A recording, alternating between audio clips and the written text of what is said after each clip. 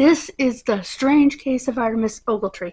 He checked into a hotel under the name Roland T. Owen.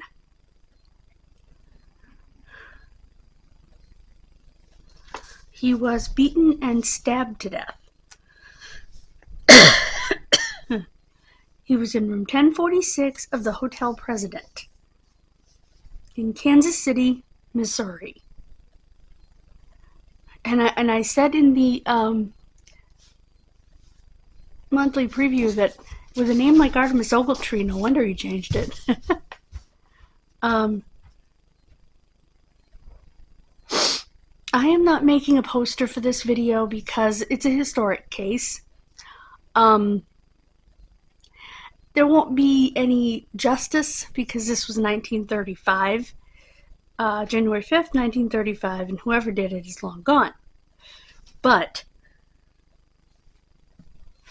this case is so interesting that, and it is technically unsolved, although, like I said, it was 90 years ago. Let's see. Yeah, 90 years ago. The 90th anniversary just passed. So it's a good time to do it. It took a year and a half until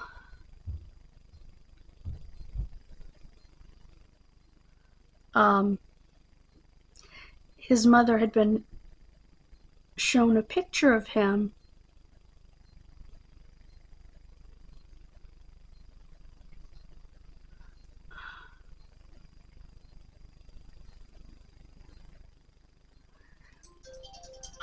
in the newspaper. Excuse me. So sorry. That was the eye doctor's office confirming my appointment for tomorrow morning.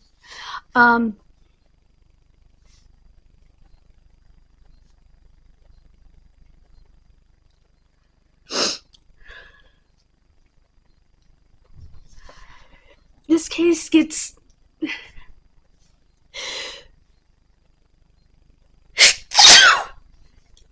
pardon me, complicated because, see, he had been identified as someone else, but then when the family saw him, they said, no, that's not him. And then Mrs. Ogletree saw a picture. Someone actually showed her, one of her friends showed her a picture in the newspaper of the man. Excuse my hair, it's winter.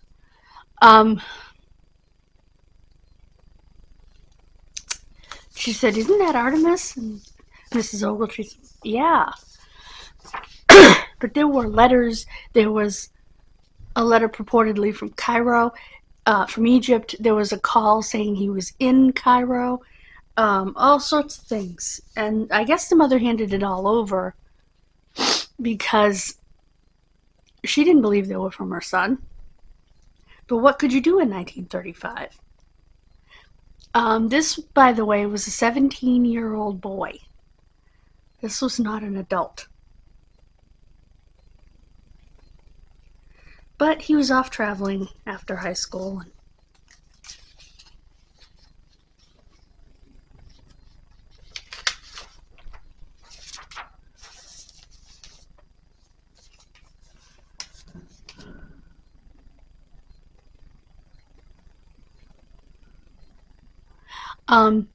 The archivist in the town at the Kansas City Public Library was going through stuff, and around 2003-2004 he got a call from someone out of state that was a call related to the case. The caller said they had been helping to inventory the belongings of a recently deceased elderly person when they found a box of newspaper clippings about the Ogletree case, and an item mentioned repeatedly in the stories, but they refused to say what that item was. The Kansas City police continue to investigate the call. Why didn't they send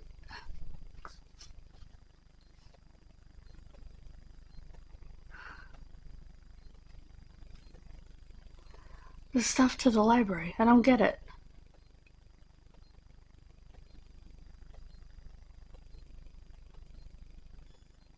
he had a burn scar on his head from an accident with grease when he was little.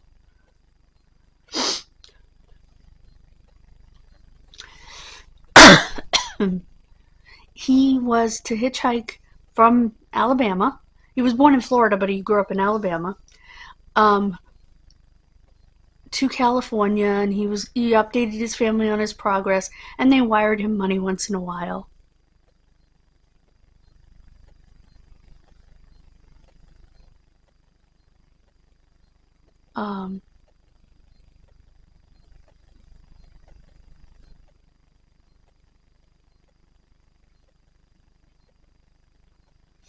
And interestingly, he gave a Los Angeles address when he checked in.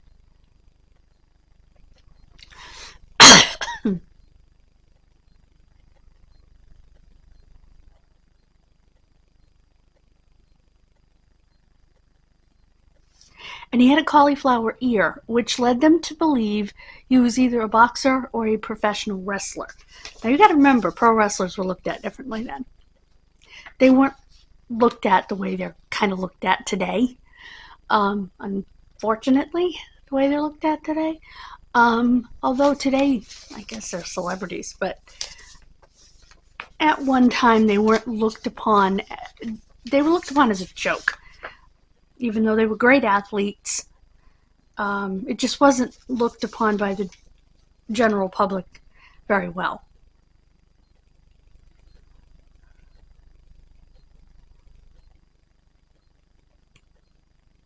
They believed him to be in his early 20s. Now, it says he was born in 1915, which would make him 20.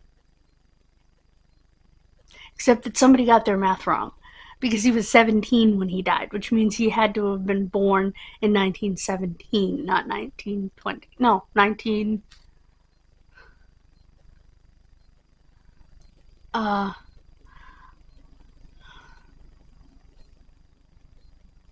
18, not 1915. Because he was 3 years younger than that.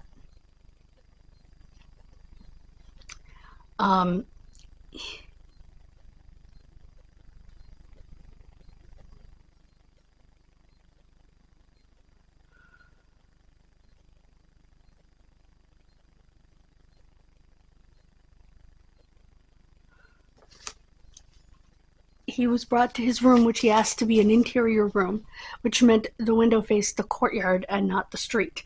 He was afraid of something. Now, there are a few theories that have been bantied about this case in the last 90 years. I actually know somebody who's just about to turn 90. So I suppose there's a small chance that somebody could be... No.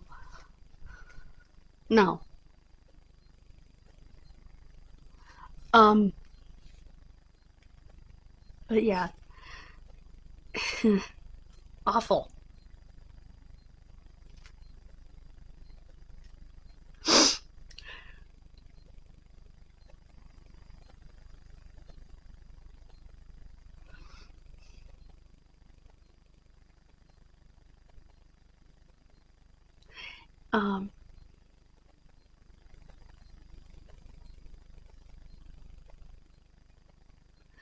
He had spent the night before supposedly at the Mulebach Hotel, but found the $5 nightly rate to be too high. Today that would be $100 a night, which would be... I hate to tell you, that'd be a good deal for a hotel today. But yeah, in current money,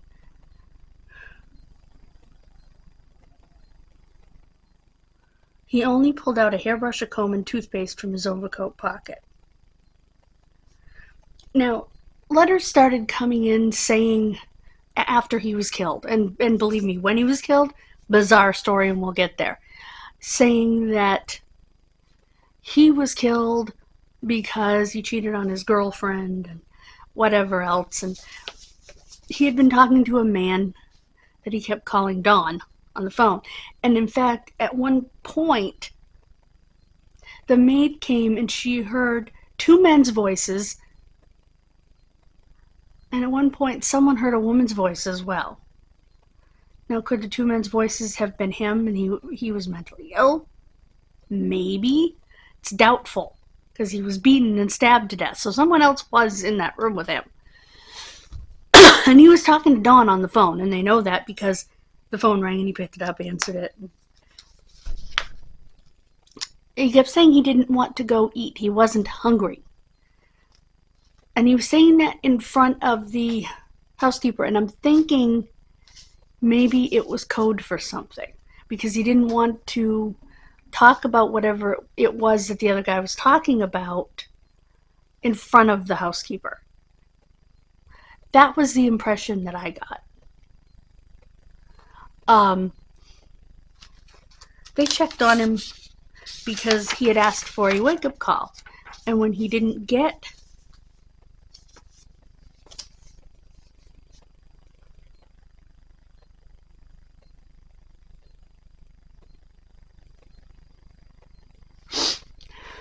and she was back multiple times. Her last name was Soptic, because that was her job. She brought towels every day and whatnot. She saw him lying on the bed, fully dressed. The room was dark, but the hall light shone in, and there was a note on the desk, again addressed to Dawn. I will be back in 15 minutes. Wait.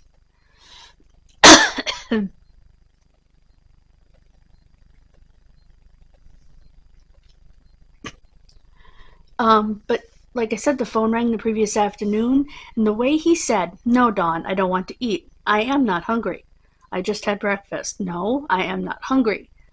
It just seems like he was trying to tell him something else that he didn't want the lady to hear, you know?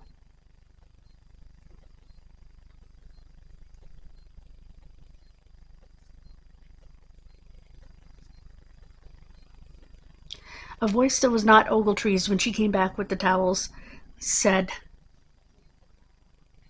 "We don't need any." But she knew there were no towels in the room because she had taken them out in the morning.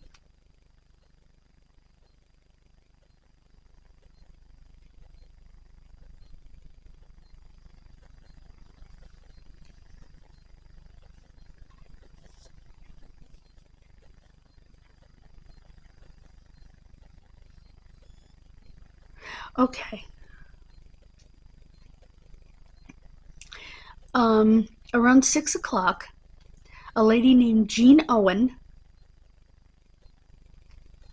checked into the president after having shopped in the city for a few hours and was feeling sick and did not want to drive home.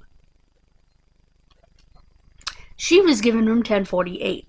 Her boyfriend, who worked in a flower shop in the city, came by to visit her for a couple of hours, about 9:20 p.m., and later that night, she heard men and women talking loudly and profanely all over the floor.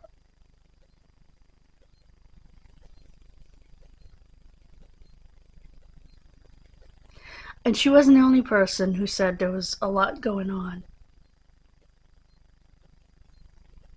There was a party in room 1055.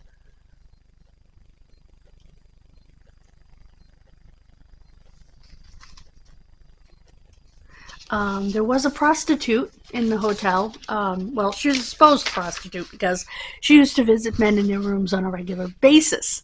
So, take from that what you want.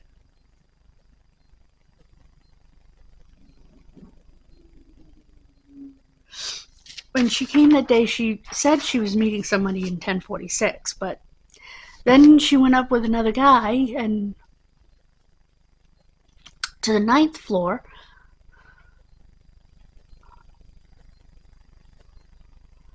and she left at 4:15 a.m.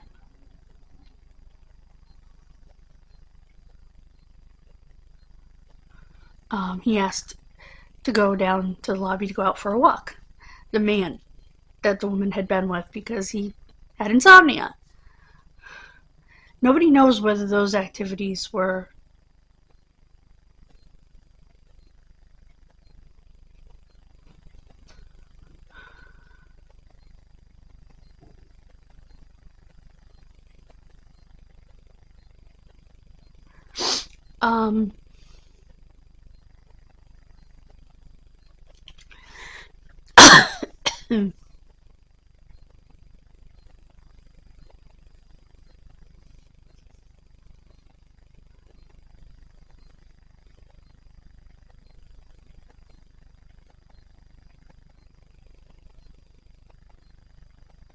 He was believed to have been seen by a man who picked him up because he was flagged down because he thought the man was a taxi.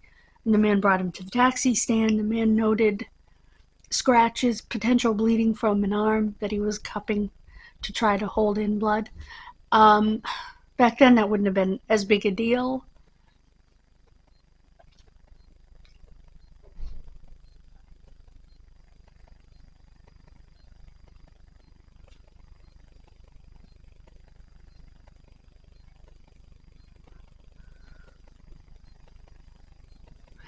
And he saw the same scratch on the arm when he went to view the body and told the police that Ogletree was the person he had picked up.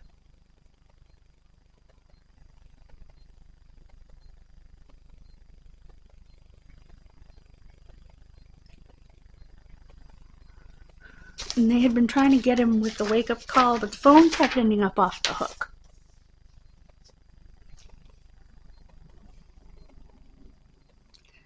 So the bellboy went up twice.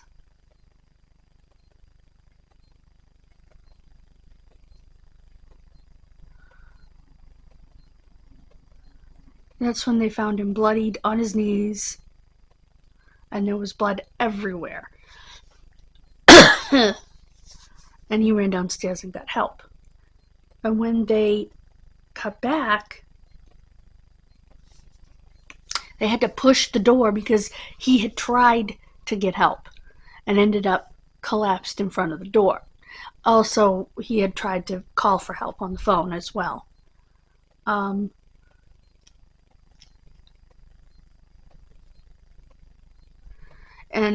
Dr. Flanders, presumably the hotel doctor,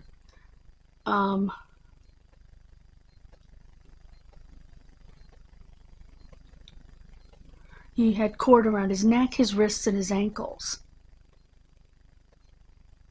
And someone had tried to strangle him because he had bruises from, he had been stabbed several times in the chest.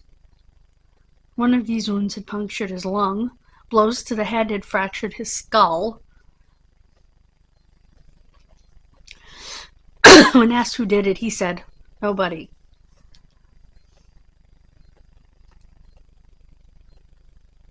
The doctor said, "Did you do this?"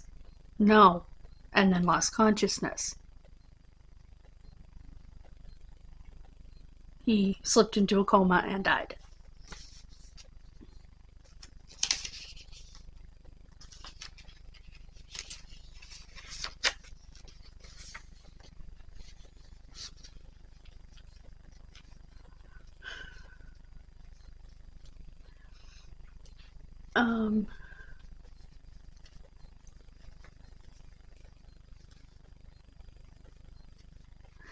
So the murder had happened between 4 and 5 a.m., according to the doctor.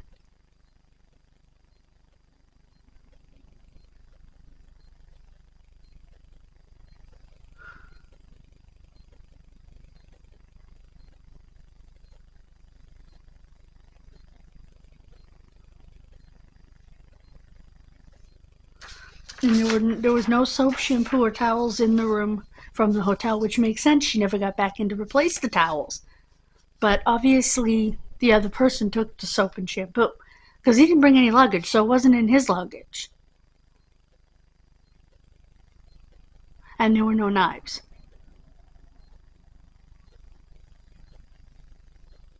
So he definitely didn't do it himself, and he didn't tie himself up anyway. And Roland T. Owen was not his name. Now, one of the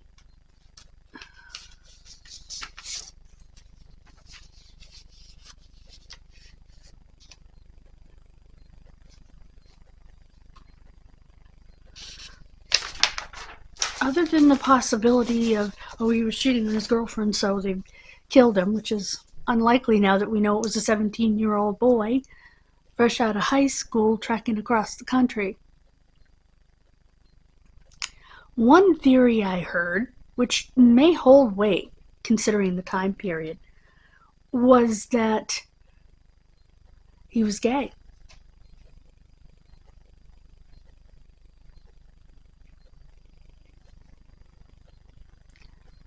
And it was a hate crime.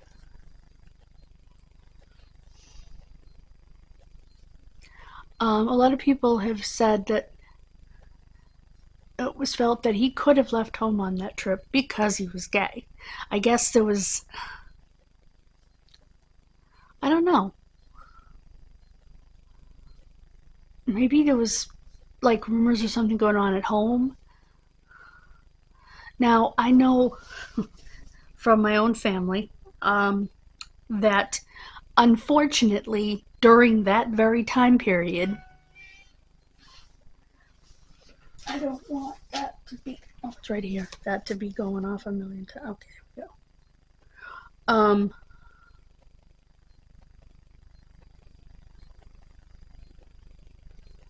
Okay.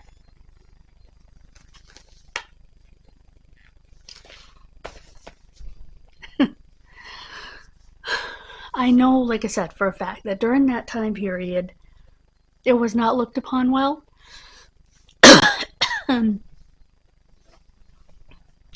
And if they knew that you were gay, it wouldn't be good for you. I know this because, unfortunately, my great uncle was gay in that time period. And much to his broken-hearted mother's dismay, they chased him out of town. In fact, they put him in a reform school.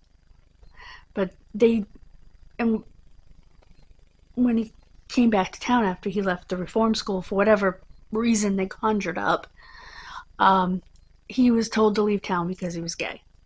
Eventually, he did join the military. He had I'm sure, don't ask, don't tell, but he was part of Merrill's Marauders, which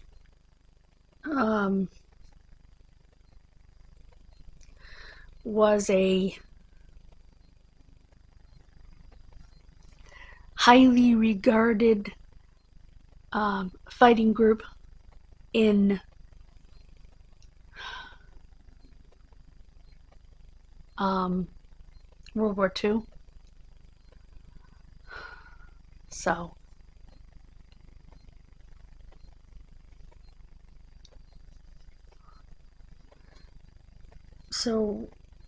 regardless of who he loved, the man was a hero. And is it possible that Artemus was chased out of town for being gay? Yeah, it is possible. Like I said, it happened to my great uncle, and I consider him a hero, for fighting for his country. And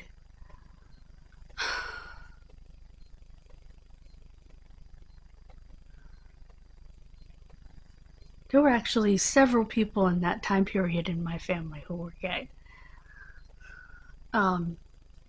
They just didn't talk about it.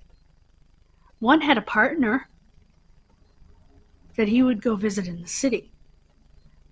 Because you have to remember, and I don't know, Artemus lived in Alabama, so he probably lived in the country. These people also lived in the country. In areas that were... They lived in farm country in areas that were a little bit more religious-minded. So, that had a lot to do with it. I'd like to show you a picture of my great uncle.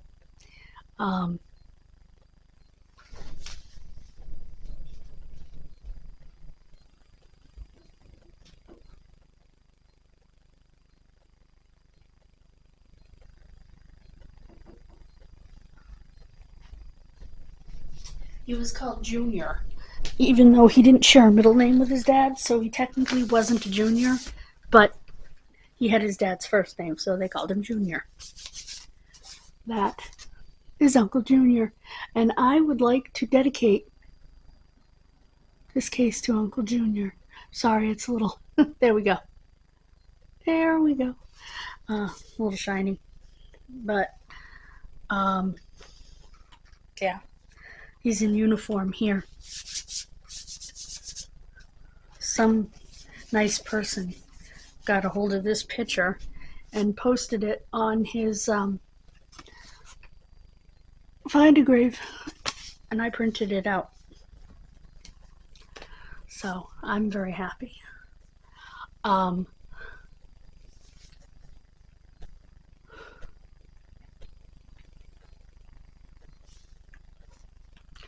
didn't cut it out very well, but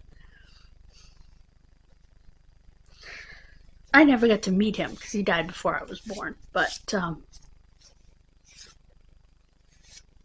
he died in the military hospital. I think he died of cancer, which most likely had to do with his military service.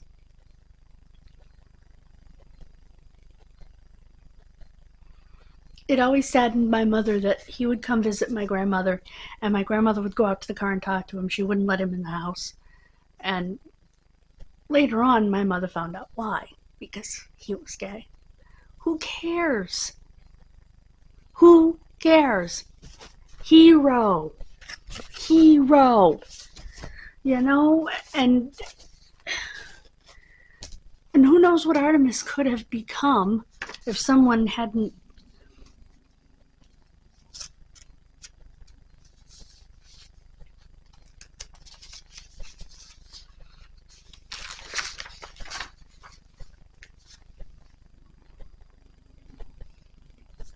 they were going to have a service for Artemus, but someone said, wait, we don't want him buried in a pauper's grave. We're going to bury him.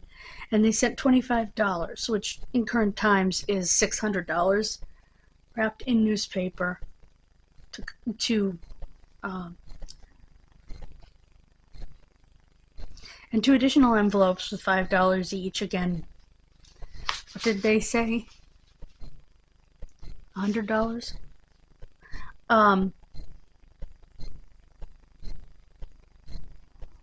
Anyway, to a florist for 13 American Beauty roses to go to the grave.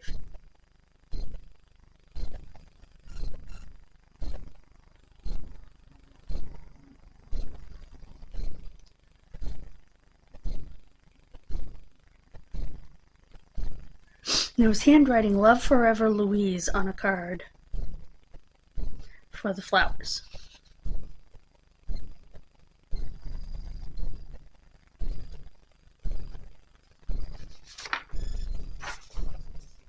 And like I said, it was his mother about a year and a half later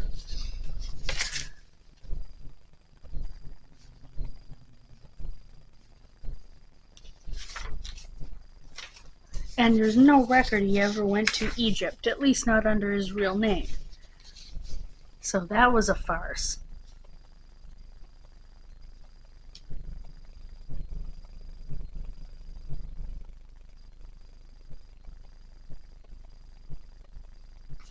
Now, a man, in 1937, the NYPD arrested Joseph Martin on a murder charge after he killed a man he shared a room with and put the body in a trunk to be shipped to Memphis. Among the several aliases this man was found to have used was Donald Kelso. Was he the Don?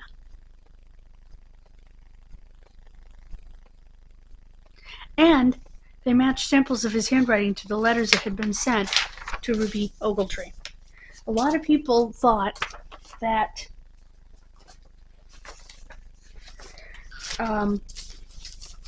that this person might have been Artemis's partner, like intimate partner. And who knows?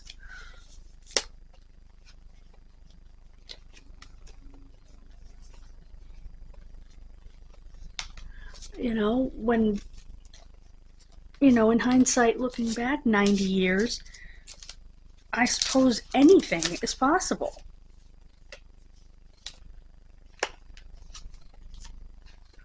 And, obviously this man was living with another man in 1935, or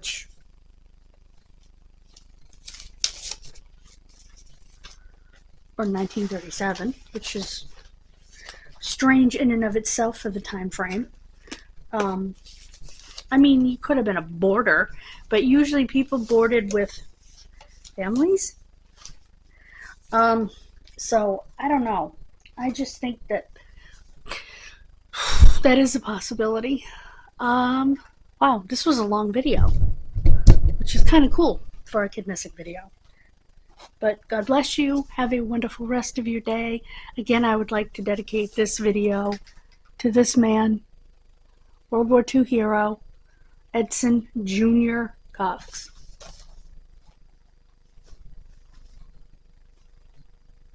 So, because if Artemus truly was gay and truly was killed in a hate crime, nobody would have known that in 1935. Let me know what you think. Like I said, in all my research, and I've done a lot of research on this case over a long period before I decided to do it. Many videos, reading articles, all sorts of things. And so,